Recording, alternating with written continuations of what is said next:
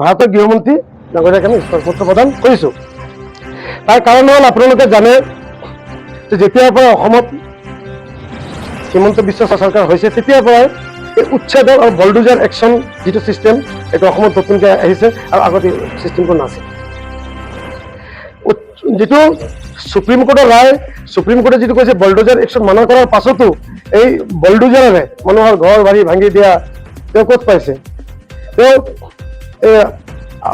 সংবিধানৰ ওপৰত আঘাত সানিছে যেন আমাৰ অনুভৱ হয়। সাংবাদিক বন্ধুসকল, বিশেষকৈ আমি অসমবাসীক আজিৰ এই সংবাদমেলৰ জৰিয়তে আহ্বান কৰিব বিচাৰিম, আজিৰ এই যে উচ্ছেদবোৰ হৈ আছে, উচ্ছেদৰ ৰাষ্ট্ৰীয় ওলামা কাউন্সিল কোনো সমৰ্থন আছিল, আগৰ পৰাও এতিয়াও আছে, কাৰণ চৰকাৰী ভূমি ভাৰতীয় নাগৰিকসকলক উচ্ছেদৰ আগত সংস্থাপন দিয়া চৰকাৰৰ কৰ্তব্য আছিল।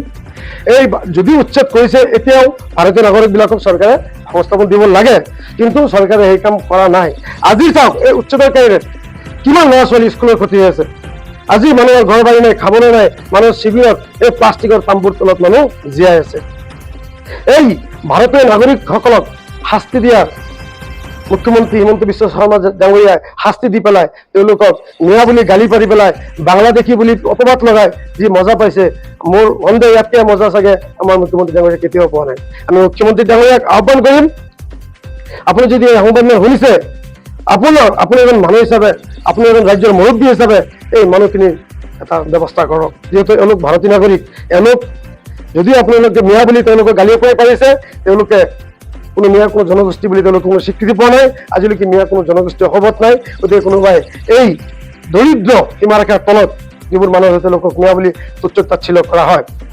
আৰু বিশেষকৈ আজিৰ সংবাদমেলৰ জৰিয়তে অসমৰ আমাৰ কিছু ধৰ্মীয় সংখ্যালঘু সংগঠনবিলাকক আমি আহ্বান কৰিম, আজি সংগঠনবোৰে যেনেধৰণৰ দম্বালি মাৰি কথাবিলাক কৈ পেলাই যে লাখ লাখ মানুহ লৈ পেলাই ৰাজপথত আহি যাব, লাখ লাখ মানুহ দিল্লী দিছপুৰত লৈ আনিব, এই দম্বালি মাৰিলে যিকোনো বস্তু সমস্যাৰ সমাধান নহয়। তেওঁলোকে গোটেই যিমান ধৰ্মীয় সংখ্যালঘু হওক, ভাষিক সংখ্যালঘুই হওক, সংখ্যাগুৰুৱে হওক, কোনো সংগঠনবিলাকে দল সংগঠন একত্ৰিত হৈ পেলাই অসমৰ সাম্প্ৰতিক পৰিস্থিতি শান্ত কৰিব লাগে। আৰু এই সময়ত কিছু সংগঠনৰ উচতনিমূলক মন্তব্যৰ দ্বাৰা মই ভাবোঁ আৰু উচ্ছেদ তীব্ৰতাৰে হৈ আছে।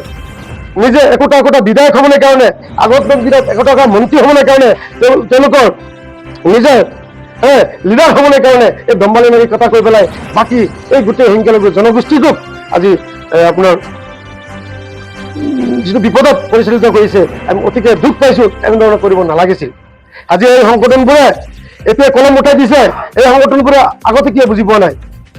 কিছুমান সংগঠনৰ আজি 80ৰ পিছত জন্ম লোৱা সংগঠনবোৰে যদি আজি এই আমাৰ ধৰ্মীয় সংখ্যালঘু মানুহসকলৰ মংগলৰ কাৰণে কাম কৰিলে হয়, তেওঁলোক আজি আমাৰ ভালৰ কাৰণে কাম কৰিলে হয়, আজি এই মানুহখিনিত এনেকুৱা অৱস্থা নহ'লে হয়। আজি উচিত কৰা হৈ আছে, লগে লগে কোৱা হৈ আছে বাংলাদেশী, এওঁলোক সন্দেহযুক্ত। আৰে ভাই, যদি সন্দেহযুক্ত হয়, যদি বাংলাদেশী হয়, যদি তেওঁলোকে আপোনালোকৰ চৰকাৰী মাটি বেদখল কৰিছে, তাত মোৰ ঘৰ কিয় দিয়া হৈছে? তাত ইলেক্ট্ৰিচিটি কিয় দিয়া হৈছে? তাত চৰকাৰী সা সুবিধা কিয় দিয়া হৈছে?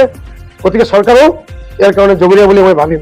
কাৰণ বেদখলকাৰীক যদি চৰকাৰে তাত স্কুল দিয়ে, চৰকাৰে তাত কাৰেণ্ট দিয়ে, চৰকাৰে তাত ঘৰ দিয়ে, চৰকাৰে যিমান সা সুবিধা দিছে, এই সা সুবিধা কাৰ পইচাৰে চৰকাৰে দিছে? ইয়াৰ জবাব কিন্তু অসম চৰকাৰে এসময়ত দিব লাগিব।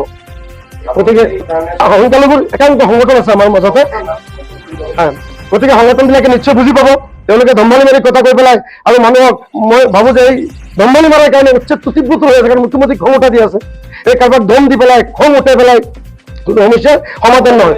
মই তেনেকুৱাই ভাবোঁ আজি মুখ্যমন্ত্ৰীৰ লগত আলোচনা বিলোচনা কৰি যিহেতু